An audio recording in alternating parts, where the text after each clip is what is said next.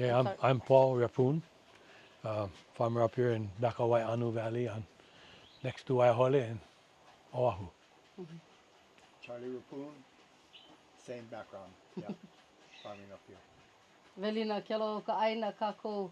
I'm Kealohi Reppun, the child of all of these makua from Waianu, Koʻolau Poko o Ahualua. And could you please introduce this wahi here? Yeah, this is the place, Waiʻanu, this valley, which is an ili of Waihole, is a place that has developed a lot of water. It's nestled between Waihole on one side and Waikani on the other side. Kealohi grew up here. This is, her stomping grounds, her playground. We've been up here for, I think, 47 years on this farm.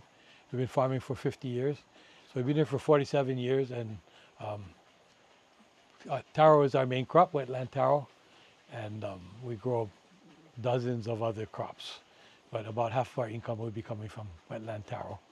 And we also have a poi factory up here. We make poi.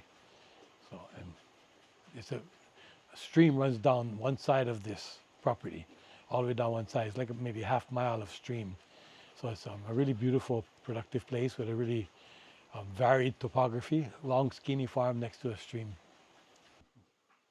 And when we first started, our first farm was over in Waihee Valley. We started, second farm, we started farming over there, and that was kind of like the beginning of the whole fight over water. And that was, and which ended up involving everybody everywhere, right? That water is a huge issue. Yeah. And that's where the interesting story about that water fight is that the woman that who let us use the land over there,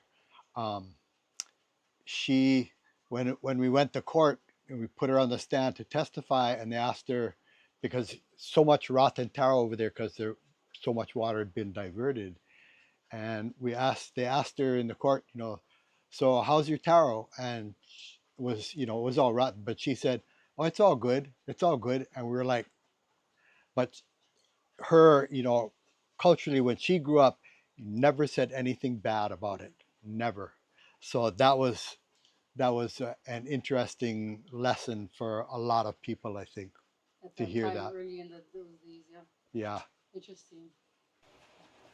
So that the lack of water at the Waihee farm, there was a lot of hard work. I've heard stories about you guys moving rocks and trying to piece together pieces of tin and try to bring in water and all the things, and that juxtaposed to Waihole Valley and Waianu specifically is kind of night and day. The ability to grow food and the necessity of water and its proximal nature to farms and things like that. Yeah. Yeah, most of the water has been taken. 95% of all rivers were taken by sugar. And so every place that people want to start up and grow taro again tends to be a place that is marginally good taro land because the water's been taken. If you've got water, you can grow taro pretty much anywhere. There's no such thing as not good land, but you have to have that water. So where we first started farming in Ka'alaia, which is right next to Waihee, just over the ridge over here, our first source of water was a 1-inch pipe, maybe 300 feet long, that we were siphoning with. We learned a lot about siphons, and we learned a lot about how siphons are really hard to do. And it was kind of ridiculous, but we were learning. We were young and dumb. And so we ended up we were in the confluence of two streams there. Knowing what we know now, we would have had no problem flooding that whole place because there was enough water in the streams. One of our adjacent landowners was Hiram Fong. And so it just so happened that our family was friends with him, knew him pretty well from small kid time. So we went and asked him about getting water from his side stream, and that's when we ended up piecing together aluminum gutter, and it was an intricate thing, and we got enough water in to grow the taro. But we used to bathe in the water coming out of the taro patch, and it was like a added benefit because it was so warm. That water was so nice to bathe in. The taro was all rotten because the water was too warm. And that's when we ended up going to Waiheʻe.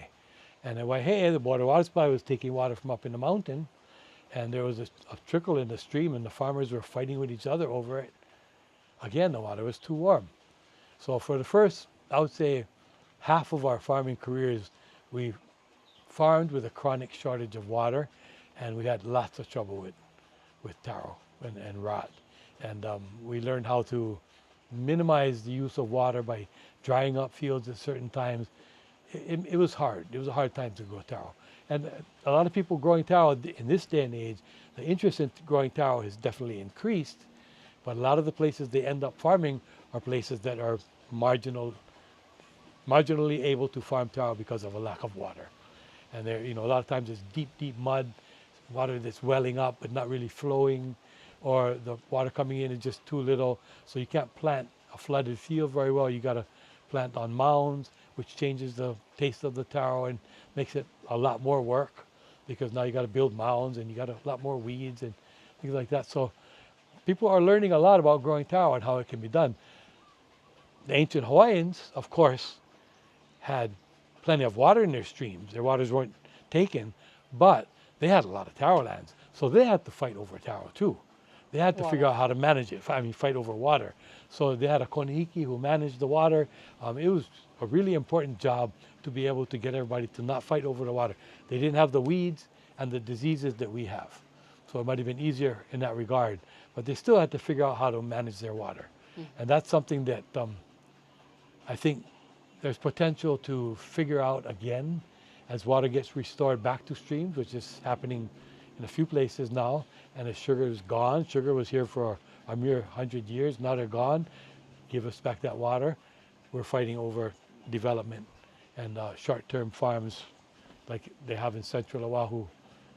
So they're still fighting over water, but like Charlie said, the water is a huge issue worldwide. I think in Paul, that's Hawaii, off with that whole water. Yeah, that whole water fight in Hawaii had to, kind of really, stuff really started to happen. You had on Kauai, you had two sugar companies, one on one side of the river, one on the other side of the river, and both of them saying, "This is my water." No, this is my water. And then it ended up going to court, and the court said, "No, neither of you own the water. The water belongs to the people, to the state. to the state." And so that's how we got the, the water code formed and all of that kind of stuff. And that's when people started to understand why water was so important. And when we were going after the water code and fighting that fight, that was like many, many days and months and hours in the court and stuff like that with Paul Achitoff. Right. Who was, he was Santolini first.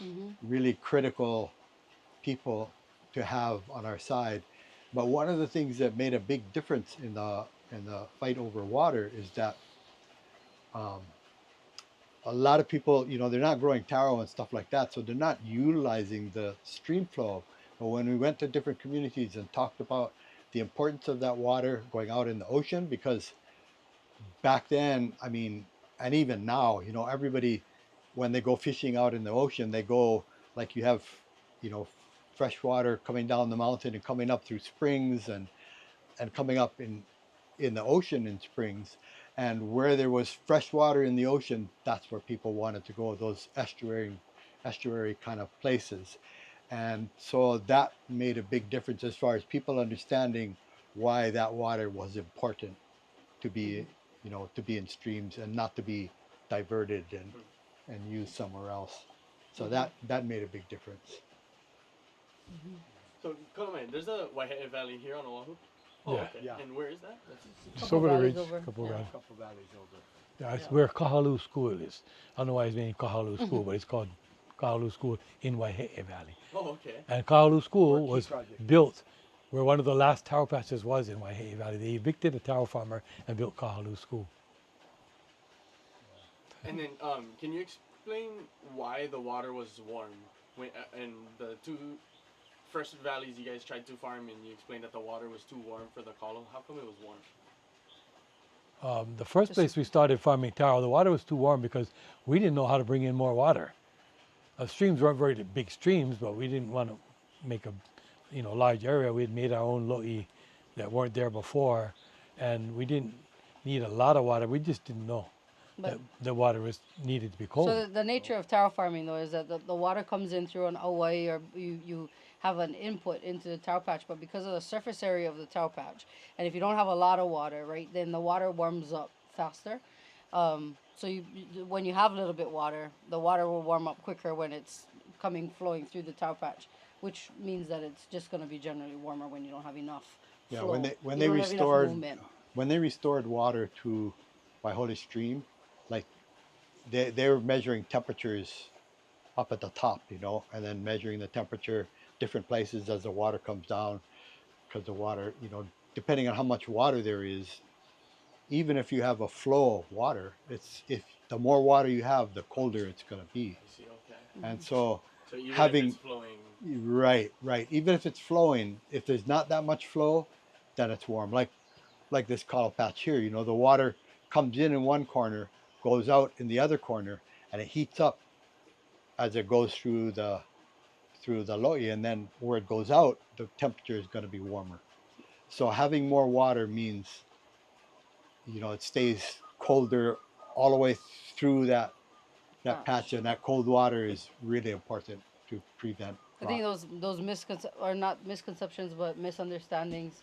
People who making decisions about water are not taro farmers, so they don't really know, right, the nature of water and the nature of taro farming. I think what is interesting over the years is that, so these guys have been called to be experts on, in different cases, Nawaiʻeha being one of them, and thinking about the idea that when you look at taro, it's minimally consumptive, right, in terms of water. And so when you measure what goes into the taro patch and you measure what goes out of the taro patch, there's a minimal difference, just a very tiny difference in the amount of water. So what the courts were kind of saying at one point was, well, you don't need very much water to grow taro, because the taro's only using like this much water. And what they don't understand is this other idea of the fact that you cannot grow taro in warm water, and that you need a volume of water in order to keep the taro cold, the water cold, so that the taro grows properly. And in that case, you need a lot of water, right? So there are these misconceptions and these misunderstandings. If you just look at data and you're just looking at numbers and you don't understand the practice of what it is you're doing over time, then you miss a lot of that information. You don't really understand, taro, cultivation, and over time what is interesting that these guys have been able to do is because they've stuck with it for so long, they have this almost a generational knowledge about taro and what it looks like in its growth cycles, and all of these other pieces, right? What is necessary, the water, the temperature of the water, the bringing it in and making sure that the water comes in and goes back into the stream is a big sort of culturally aligned practice. Lots of stuff like that, I think people have been able to learn from you guys because of the many ways that you guys have interacted with your. We're the lucky taro farmers. We're lucky because we have a lot of water, and we're known for growing good taro, rightly or wrongly. But we're known for having good taro, but it's kind of not fair because we have plenty of water, And these other people who we might be compared to they don't. And so where there's a lot of water, you generally can grow good taro. It's actually fairly complicated how much water any taro needs at any one time. It depends on, let's see, that's how much water is in your stream, what the temperature of your water is to start with, how much leaf cover of the stream itself there is, or whether that stream flow fluctuates up and down. It depends on the history of your taro patch, whether you have a patch that you've had rot in before and you need to rest it longer, or you need to have colder water because you might have a prevalence of organisms in there cause rot. It depends on the amount of leaf cover, which depends on the age of the crop. Depends on whether you got azolla growing in the crop or not. Depends on how deep your soil is. It depends on whether you run your water at night or in the day because you can do one or the other. You don't have to do both necessarily. What is more important, we don't really know. Is it the temperature of the soil? So if you run cold water all day long, your soil is cold. Is it all right to shut the water off at night? Or if you run your water all at night and your soil comes real cold, can you get away with warmer water during the day? You know, I mean, it depends a lot on the age of the crop, how long you want to be able to hold the crop, what your rate of pulling the taro is. There's so many factors. The amount of sunlight you get, whether it's a cloudy day or not a cloudy day, the season of the year, all these things, and how close to the mountains you are, which affects the amount of cloud cover you got, whether you're a windy place or not, which increases evaporation, So cools basically, the you're saying water. you don't really know We what don't you're really doing. know nothing. Yeah, Okay. yeah. And you know, we've over the years, you know, we've been part of groups. We've helped a lot of different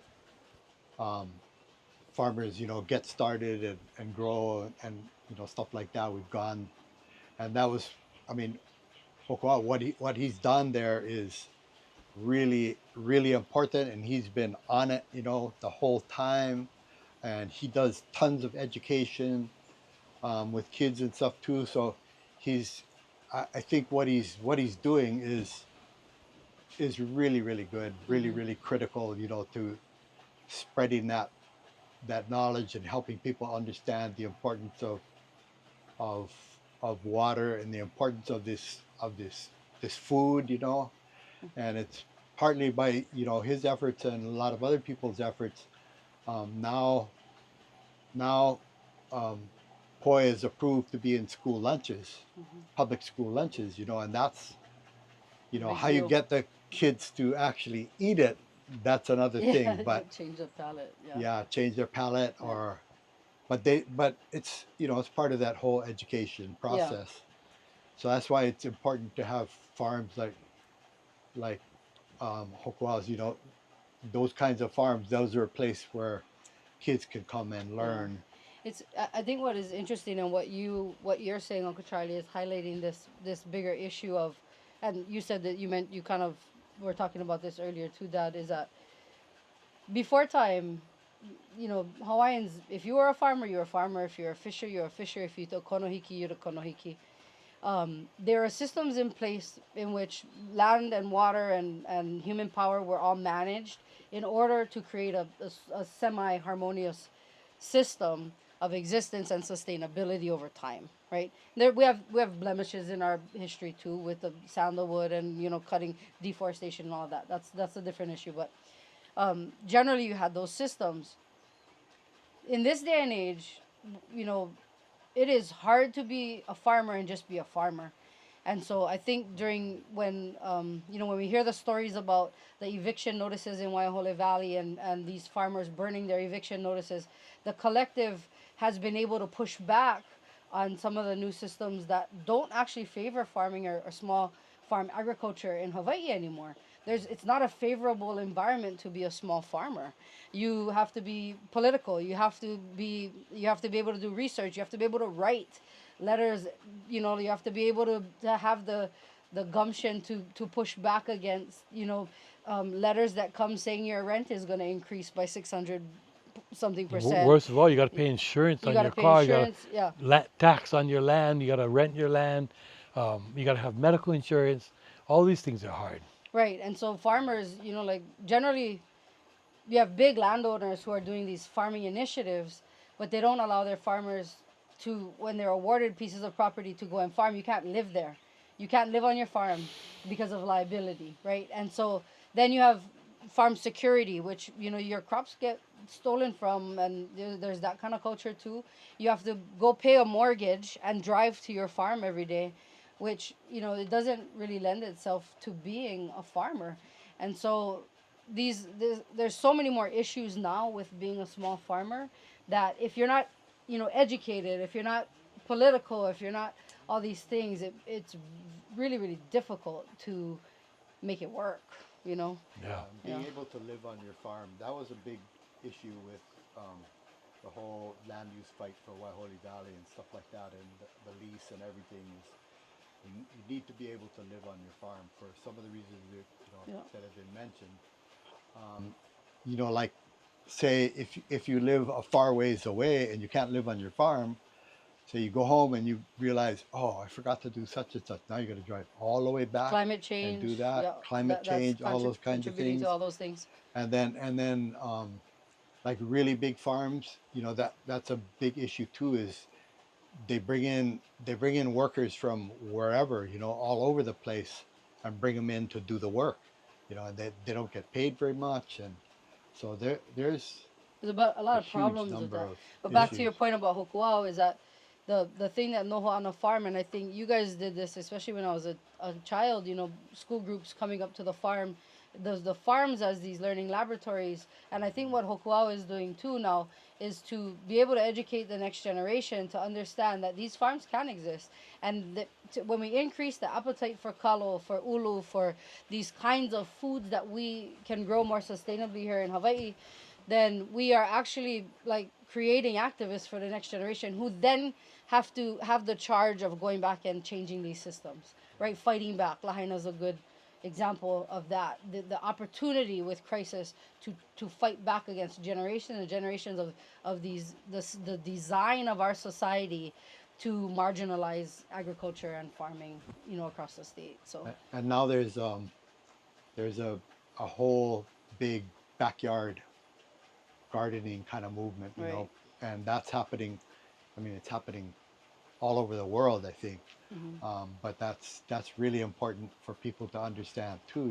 Is just go, instead of just going to the store and buying your food. Do you have access to a space where you Yeah. could grow it yourself? Right, and that's the thing, right? Is like you don't have to be a farmer. You don't have to do this.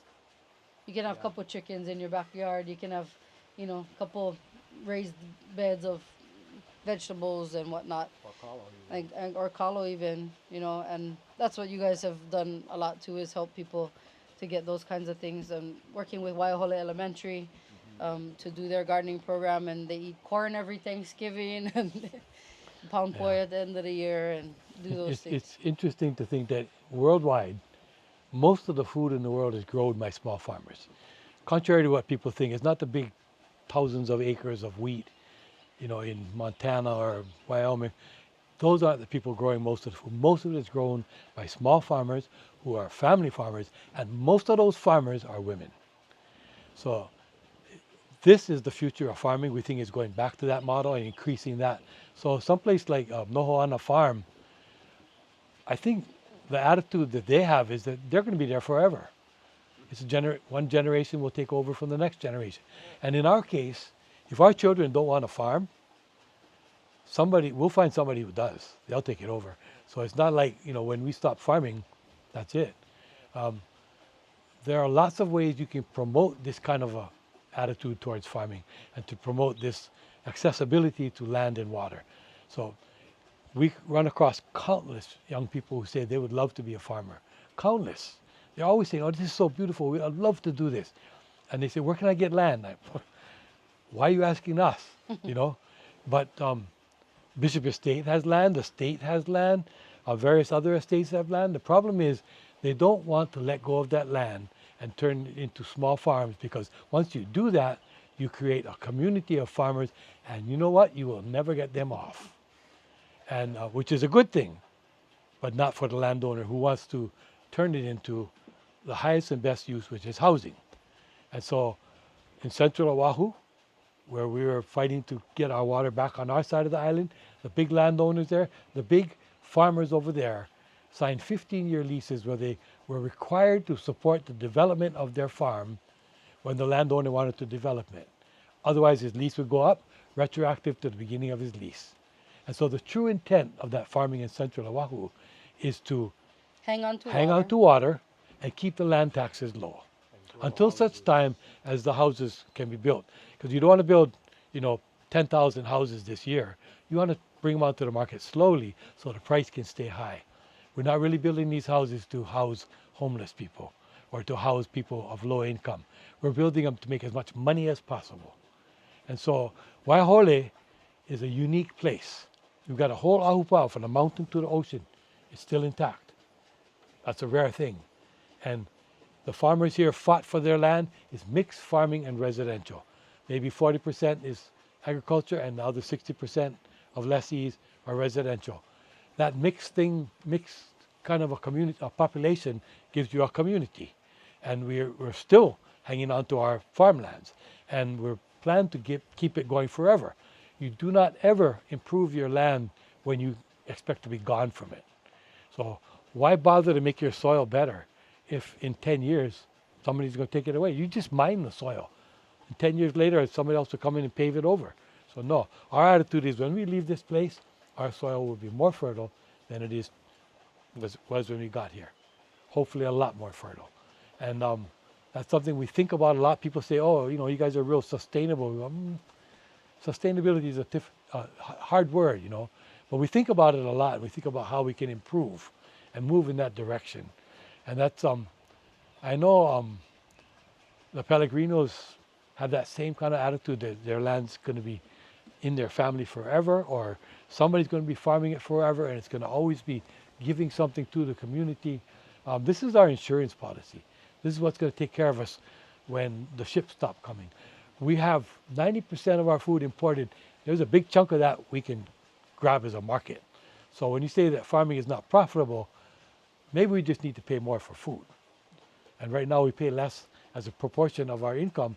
We pay less for food than it's ever been in the history of this country. So that's something that could change. We need a good famine. We need a strike. We need a shipping strike.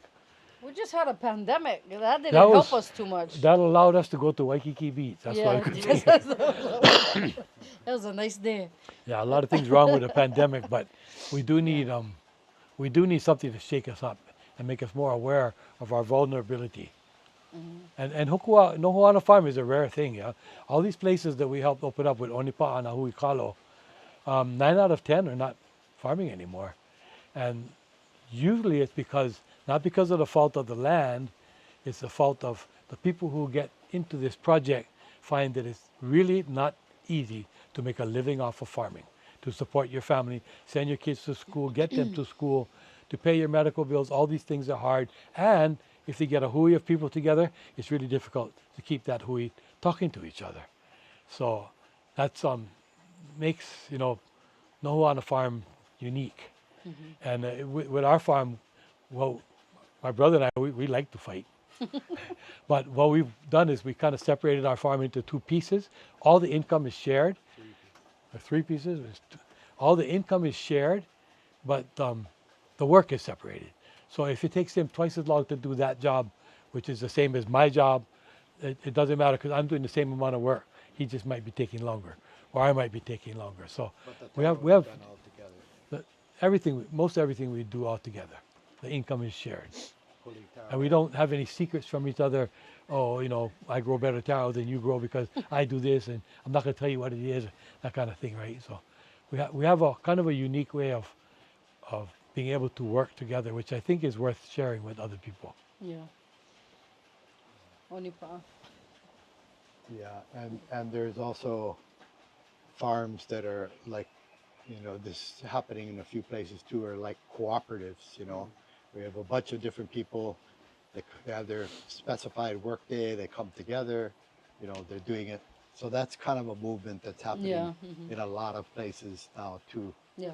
So Yeah. you have a full-time job somewhere, but You can still go and work. Yeah. you still go one afternoon a week, or they figure out how to divide up the jobs and stuff like that, or everybody comes together on one day and they do a project together, and that's And those have been largely successful because you have somebody who's in charge, right? They're kind of Yeah. acting like the konohiki.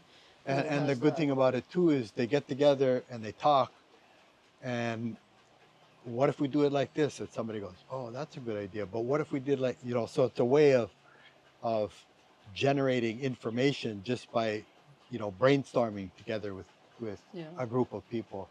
That's and there are different, there's some farms that are models like that that are good. Yeah. But you still run into this problem of no access to land and water. So there's some nonprofits around that train people how to farm and do a lot of this kind of sharing of information, and they do a lot of value-added kind of things too, all of which is useful stuff to know, but you got to have access to land, and that problem I'm not sure how we're going to solve that one. Yeah. I think Bishop Estate could do a lot in that direction. So could Hawaiian Homes, and so could the state of Hawaii. Yeah. Okay, next question. All right. I thought we covered them all already. No, I just sorry. Yeah, I just want to let you guys go because that was so much good. But so you've led many restorations around Hawaii. What did the ʻāina of Nohoʻana look like pre-restoration?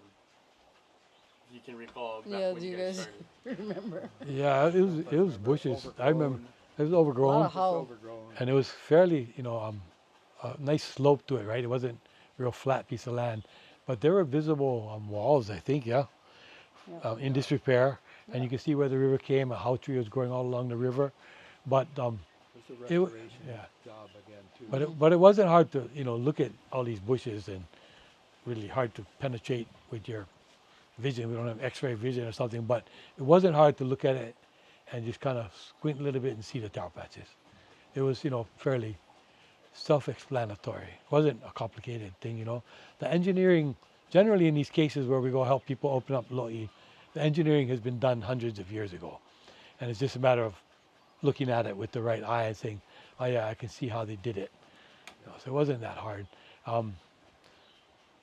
I don't know if that was true for Hokuao and his father, and his family, but Yeah, you guys have been practiced with Right. that for a while and seen a lot Yeah. of places. yeah, I think he learned from coming to visit. He learned Yeah. how to do that. So now he does a lot of that. Right, for himself. other people too. For other yeah. people mhm, too. Yeah. Yeah. yeah, And Yeah. so what then was when you got there and you said you could pretty much visualize like the engineering that was done in the past, what was your plan of action? just Well, uncover it. Let's just Where- uncover everything. Uncover it, and then also, where is his water coming from? What's the source of the water? Where is it? How are you going to get that water? So helping him plan out how to get that water. And we walked it, right? We walked Yeah, up. when we They did a have an recon- existing yeah. Hawaii that was coming down. We walked up. The Yeah. thing is that the farm is next to a huge river. There's water. There's lots. You can hear it. There's plenty of water, but it's like 15 feet below the taro Yeah. patches. Yeah. So that means you gotta go up pretty far. Pretty I far. don't to be able to remember. get it down, As I yeah. remember, the Hawaii was intact already. Yeah. The one on the Mauka side. Yeah. I mean, on the on the roadside. The only there's question was, if we brought water into it, how long would it be able to flow in there Yeah. without somebody coming and making making trouble. trouble about it? Yeah. But we did. That water did come in on that first day. Yeah. Yeah. And he had done some work, right? He had Yeah. went and spoken to like Right. small farms above the river where That was a that was a key, right? Because the Hawaii was gonna come through other people's farms, and we had to bring it back down onto that property from just a little bit ways above. Yeah, that was one of the things that was Wasn't on his unique. property. No. Yeah, one of the unique things about that project was that with Onipaʻa Ka Hui Kalo, we often took a gang of people from one island to the other to help open up, and we got local people as much as we could, but there were so many people who wanted to participate, they would come along too. They from the big island, they go, oh, you guys doing a project on Kauai, we coming, And so there were, 2, Shepherded 3. by Gwen Kim of, Yeah. of Queen Liliuokalani Children's Center back then. Yeah, so we had as much as 400 people on these projects. But in this case, the Pellegrinos and their neighbors organized the whole thing with labor mostly from Waikapū. And so there was a vested interest from everybody in that valley to see this project work. And that was a really strong thing to do. So when we came, we were just coming along as, to talk and say, let's here's how we can organize a little bit. But we didn't provide the labor at all, We just went in and provided a little bit of advice. And that's one of the reasons that place is so strong and still going, I think, is that that whole community saw the value of it. And And that's a testament to Hokuao. yeah, and really. Hoku- And as recognize well as that they needed to fight for relationship water and within those that things. community, yeah. yeah. Being connected to all his neighbors. Yeah. And again, the idea of being an academic, being a politician, like, Hokuao has done hours and hours and hours of research about that particular piece of land. When I remember, when we were away in Hilo going to school together, and they sort of had this idea and had the opportunity to get this land back. he spent hours and hours poring over old, deeds and titles and tracing the lineage of the land and trying to figure out all the different, like the ownership, sort of sequence and things like that. And he that's where this ability to be academic and political has served the ohana in being able to reclaim sort of this family land, be able to fight for the water in order to make it work. They That's what Hokuau has done, and with the help of both of his parents and the support of his family, he's taken on that role, which I think has allowed Nohoʻana to exist and to be successful from that point forward. It's much bigger than just a farm growing some taro. Right. It's it's an example of It's a school. how you achieve It's a something. school, yeah. It's a school. Hmm. And like like this farm as well, there's a lot of educational aspects to it that add value to it. So And what's different though is that you're right in that's a Kuleana land through time, right? So Right. their familial connection to that land goes back generations and generations. For us, this is an ag lease, right? This is our family hasn't necessarily been here for generations, but it is a part now of our mokuʻauhau and what we've created, what you have created for our family at this place. So, my grandnephew and Uncle Charlie's mo'opuna and they're now babies here on this land, and this is where they'll know nothing else. This is their home, and so we're creating that generational investment in the that's why Waihole is a good example of what the state could be doing to promote farming. In that we're a community of mixed residential and farmers, and we have long-term leases, and there's lots of value-added activities that are happening in the valley. It can create more jobs. The money that's generated here stays in the state. These are all things, the state could be doing this on a lot of their land. And Nohoʻana is an example of the opposite, Right. of families being able to Right. reclaim and to do If they're allowed their to, part, right? if they're allowed. But in Waihole, we could never afford to buy this land, but the state doesn't need to make profit off of selling the land. The state gets its benefit from the flourishing of economic activities going on here that will generate tax revenue and decrease the homeless population and decrease the prison population and increase students' activities, Food security. food security, and less kids be getting in trouble. And there's so many things that happen when you have a thriving community. And this is what the state could be setting up in other places as well, not just Waihole.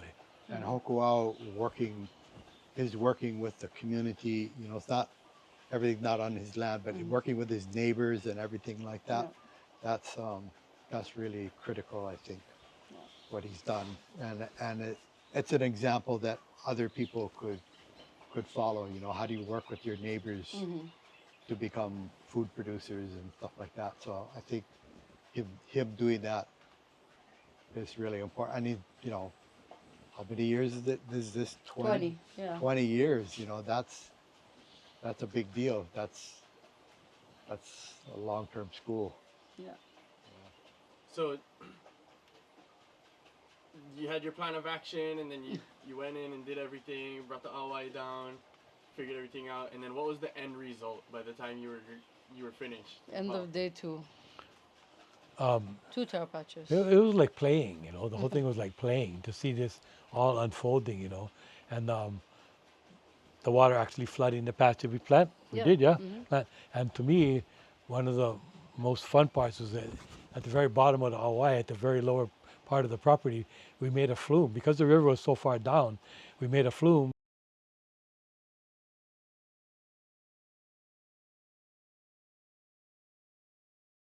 The The highlight most of fun, it. the highlight. Yeah. Playing with water is always fun. Yeah. Yeah, the thing is cool. So when we That's got still there? there, Yeah. yeah, The it's flume's still there? Yeah. Before you had to go to the house and then walk in the back and then go up over like the little rock wall behind the house Yeah. to get into that Yeah. first sort of level. And it was fun on the first day. I think the first day was when most of that all the brush, like back the 2 taro patches, just like magically opened up this whole big space, And there were the loʻi and there. there were the loʻi right there. Yeah. And then it was just, like building up the banks and, like leveling it out and bringing the water down. So there's like, about here. no, No, at the Hokuaʻa. Hokuaʻa's, Oh, but at the, Hokuaʻa's yeah, place. going up into the back and being able to see it open up. Yeah. I think by the time we left on day 2, you could already see you could see, You can see the taro growing. yeah, you You can could see see it like, coming up already. you could see it looking beautiful with grass and like, all the things. And it you was could like- walk it was through, like- and you could see that there had been something there before. right, So, yeah. which is kind of the same here. We walked down, it was all overgrown with grass and stuff, but you walk down, oh yeah, there was kalo growing here way back Yeah. when. So it was a restoration job. So I think kind of the Yeah. same for him, was going down through there and saying, yeah, it can be done. Yeah. And to put it back is like, if I was if I was to lose this farm and it was to become overgrown and bushes again, and somebody came back 50 years later and opened it back up, I don't believe in spirits and all that stuff, but I would definitely sit up in my grave and go, yeah, that looks good again. I mean, it's like respecting your ancestors to do something like this, to put it back. Because when they walked away from it, I'm sure they felt enormous regret that they weren't able to keep on growing taro, that it was going to disappear. And to know that it doesn't all disappear, some of it can come back, I think it's really important. Yeah, I think Psychological. what Hokuaʻa was doing as far as the education, people come and they see it, and then they go someplace else, even close by to him and go, I wonder what this was back then, So I think it's like we were saying, it's his place is a school, and every place that's growing kalo is a school, and everybody can learn from that. So what he's doing there is, as a school, is really important. It'd be interesting to talk to a lot of people and say, do you know about this? How did you find out about it? It's yeah, it's so interesting. I'm just thinking back on all those days. Like I think if you knew Hokuaʻa back before he was a taro farmer, he was Would you have Is thought it- he was going to be a taro farmer? no, No? he's a little bit of a pretty boy, but really cynical. Careful what know? you say now. No, I'm saying this for his daughters.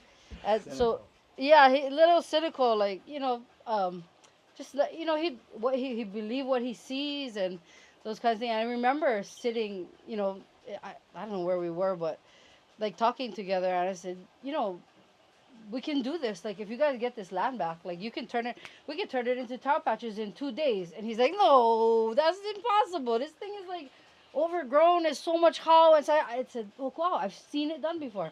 I've been doing this since I was a kid. Like we go to the different islands. Everybody shows up. We just cut all the trees and we do all the things. And no, I don't believe it. Hokuaʻa, just talk to my parents. Just talk to my dad and my uncle. Just they can come look at it and whatever.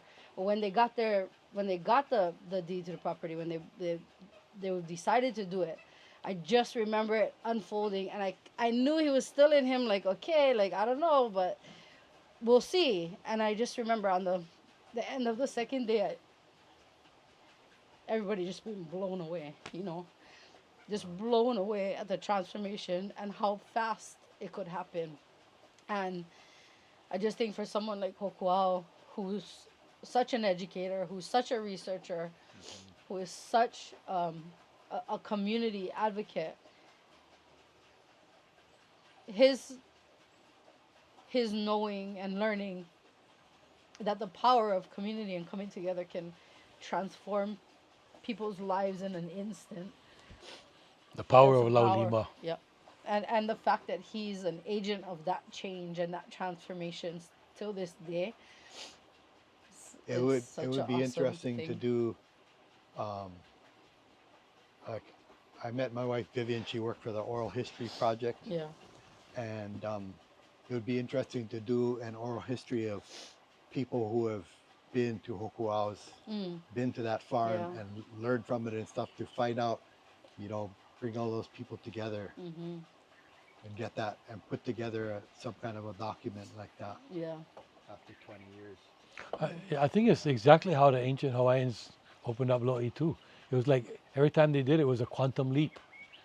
You know, it Yeah. just would just get a whole bunch of people together, and this is the part that's hard to get started, is to open it up. Once you got the taro patches made and the water flowing and everything, it just mostly after that it's mostly just cutting grass, you know.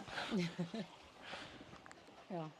So I think you guys touched on this, but real quick, what was the role Onipaʻa Ka Hui Kalo played during Thank you. the whole restoration project? Yeah, he did answer it.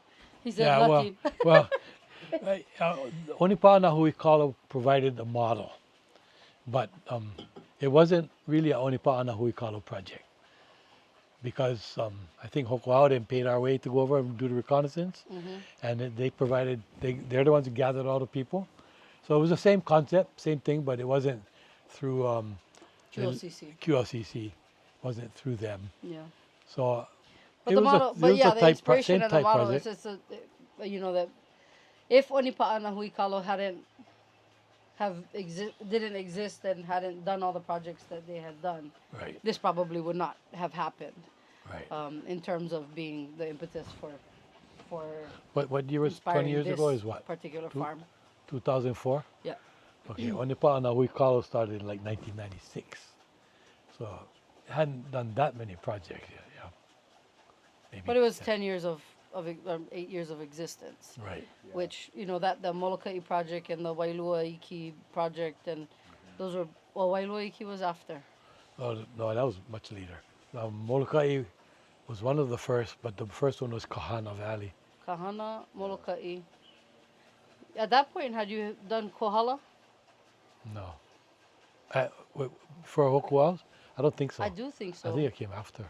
No, I don't I know. don't remember now. Anyway, a couple I can't big remember that. projects that had Expect us- practiced on it. Yeah, but Kohala was, I was at college. Yeah. But Onipaʻa Ka Hui Kalo was to kind of bring people together to help, to learn, you know, but not necessarily to do every project. You know, somebody gets inspired by having been there and done that kind of a thing. So, yeah, that, and yeah, Who knows what the effect of Onipaʻa Ka Hui Kalo actually has been, right? yeah, Because people have been inspired by those projects and come along as kids, and every once in a while I meet somebody who says, you know, I was at the work day, or like, oh, I saw, you know, what you guys did, or I heard about this, and this inspired me to do this other thing. So it's interesting that the stories of impact, I think they're hard to collect in terms of what Uncle Charlie was talking about, oral history.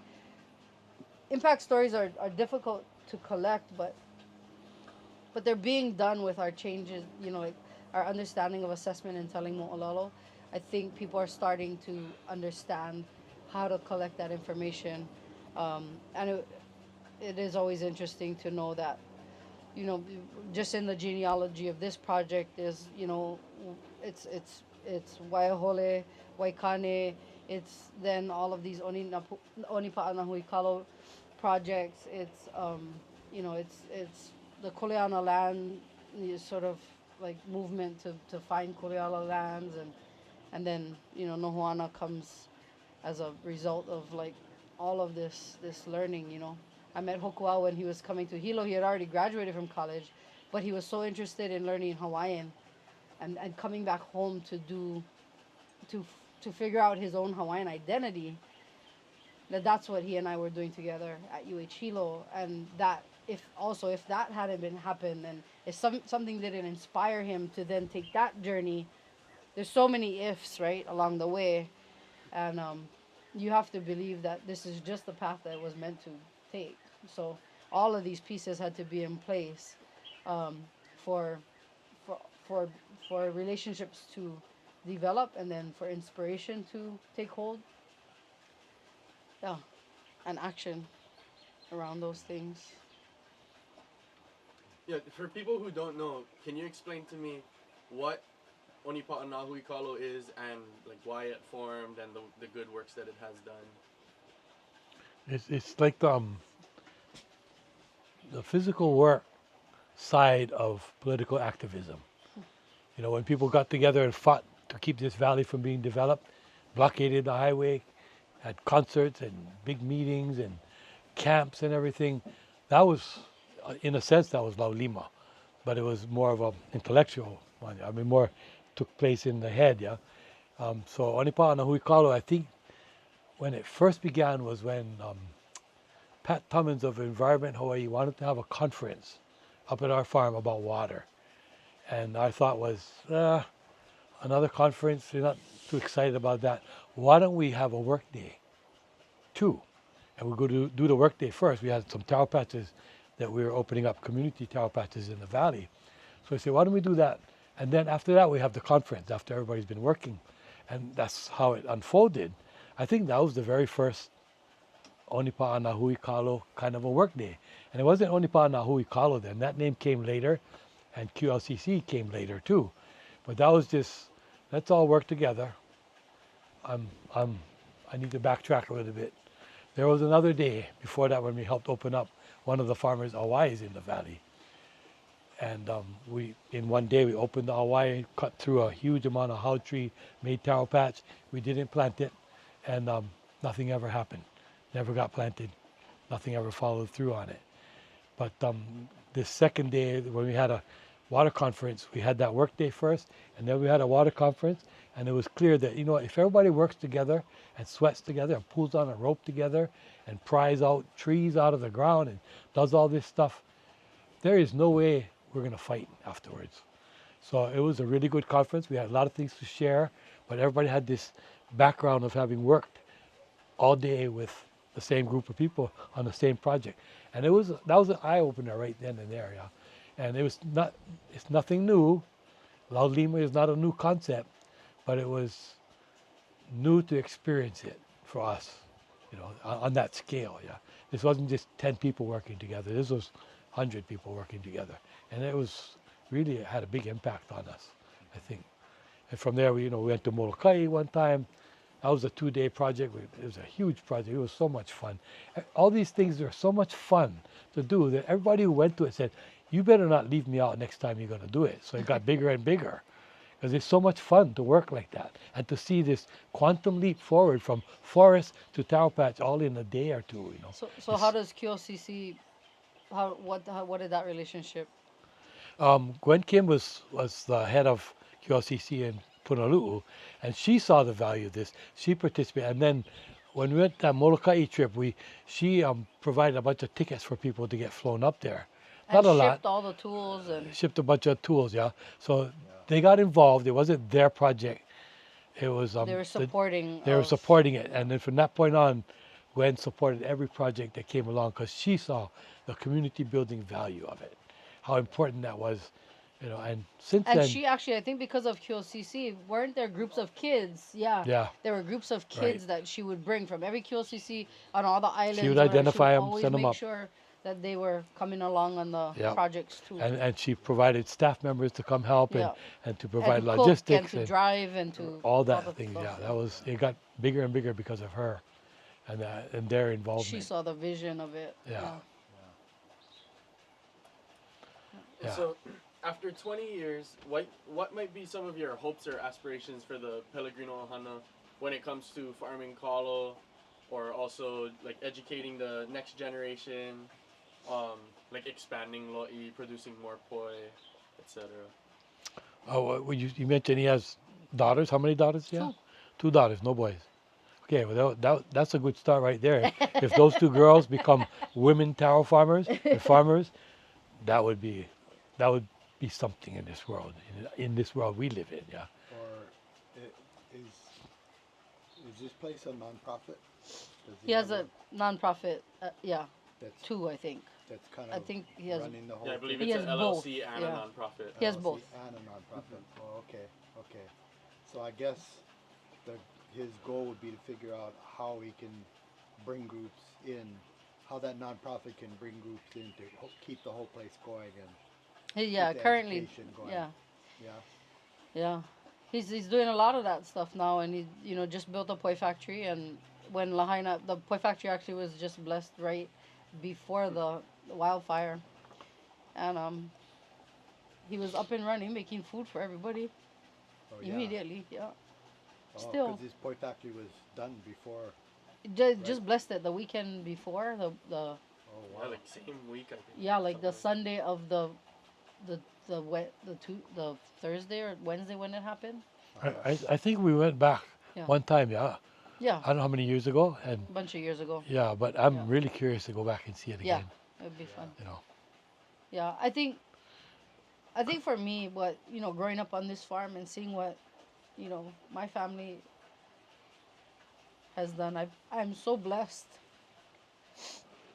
by all of their hard work, and I'm an educator, and I constantly bring people back, much to my mother's chagrin. But um, she's right over there. I know, but Dad's right. Hokua was the legacy.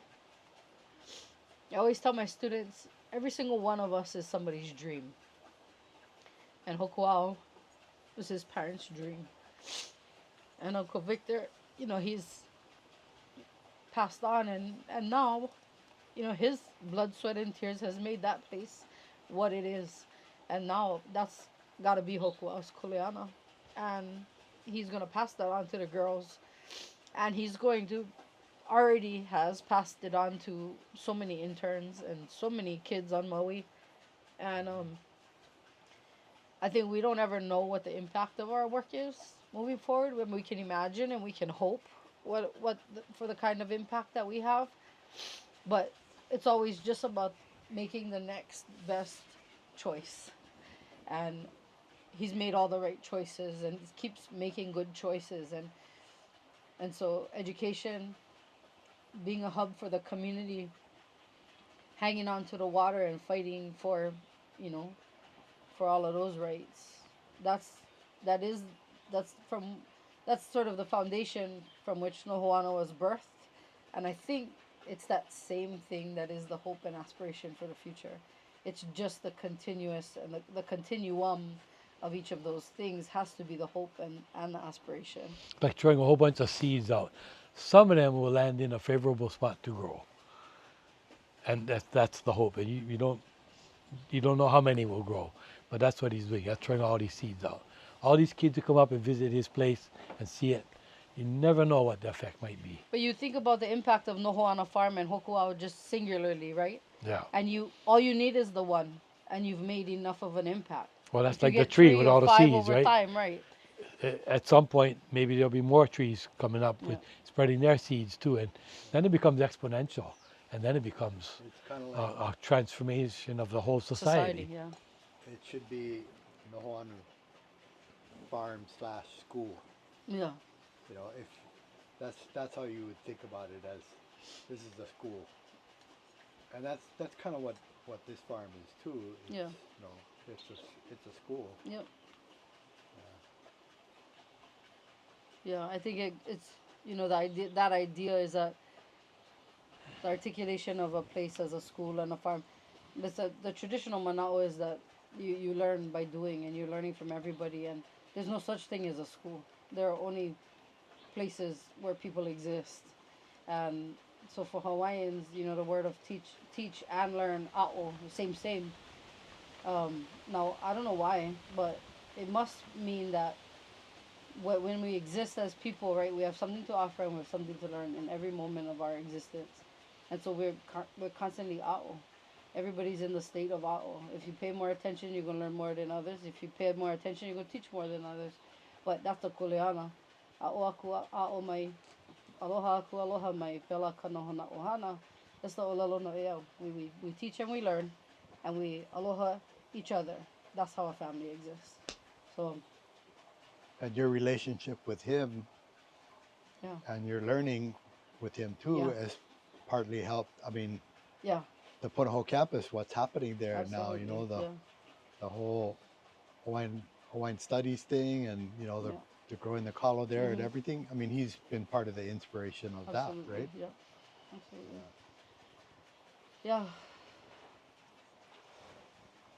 Real quick, can I ask? So you guys had explained that you started farming, like this wasn't kuleana lands to you. You know, you came into it later on.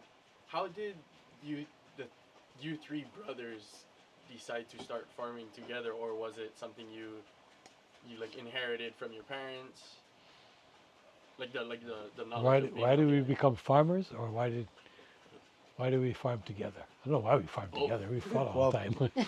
part of it is I think when we started farming was kind of like a little bit towards the end of the hippie era, you know, which was a back to the land I didn't kind know of there a was an thing end to too, that you know. era. Yeah. Maybe it's Still never living in ended, you it. know.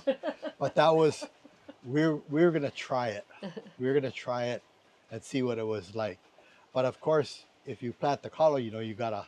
Stick around. It's not like tomorrow you're done, you know. So you gotta wait all the way. And so I think that you know the kalo as a teacher um, makes you really think because you know our answer to every question about farming, people say why this, and the standard answer is it depends. You know, so I mean there's so many different factors that that's what makes it a really interesting job, and you don't just go out and do the work. And you gotta try and figure out what's going on, and so there's so much to learn, you know. So the hippie era and the back to the land, but there was also Vietnam. Was that a For me, it was being born in Molokai and growing up and riding in the front of the cowboy. When I was like 5 years old, I got taken as a passenger, yeah. And I always wanted to be a cowboy all my life. yeah? My uncle had horses, and half the time I was underneath the horse, you know, climbing up his leg. I always wanted to be a cowboy. So being a farmer was like the next closest thing. I couldn't be a cowboy. You can Not still where have horses. I can still have horses, yeah. Well, yeah, for me, we grew up in a very rural way. The population of Kahalu is probably, I don't know, a fifth of what it is now, yeah. Population of the Hawaiian Islands is probably a quarter of what it is today. So it was a very rural place, and that's how we grew up. And our parents liked to garden. They used to clean, you know, make us pull weeds and roll rocks down the hill for my father to build rock walls. And we had a big family, 7 kids, and we all participated in all those activities. And so in a sense, Lau Lima was how we were indoctrinated into work. You know, we always worked together. We would hook up the push lawnmower, hook up a harness to it with a rope, and 3 kids would pull the rope, and the one would run behind, and we'd go full speed mowing the grass. And we Which grew was up liking. unnecessary, but it was so fun. Oh, it was so much fun. But our dad was a doctor, and so and you know he was a family doctor at his own office and stuff like that. You know, started on Lanai, on Molokai too, and then here. So he heard a ton of stories from all the different people who would come in, and you know, so and for him, um, taking care of somebody, you needed to know as much about them as possible, about their family, what they did. So I think that was part of it too. You know, he taught us that too, that you really need to find out what people are doing. I don't know. The story is he had his nurses had a hard time with him because a patient comes in for a 15-minute appointment, and after a half an hour they're still there, you know, because he's trying to find out what's going on, you know, because for somebody to take care of themselves, he needs, you know, he needs to know what's going on in the family dynamics. So that's kind of the same, you know, that mentality is the same with farming. You know, there's so many questions that you need to understand. If you think of the land as a person, you know, as your patient that you're taking care of. So there's that kind of aspect to it, you know, Cool. land as a patient. Mhm. Yeah. I think you guys didn't stuck with it because you started getting involved in the community. Yeah. It was an easy job to work in the community and work on the farm. Yeah. Yeah. That's Our brother John is he's a community activist more than anybody else is. We're all involved in community fights and things, but he like knows everybody and knows who to call and is really good at it. Yeah, so that having him as part of our team is really important. Having somebody like that, and and having Kealohi and Charlie's sons both being involved in education, all of them being involved in education. That's another dimension to our farm that they provide that we don't necessarily have the energy to provide. Yeah. For us, They have it's skills too. they have skills way beyond our skills, way beyond. We're me anyway. I'm cyberspatially challenged. I don't know what's going on. I can't figure out any of that stuff. But for me, farming is it's largely an aesthetic experience.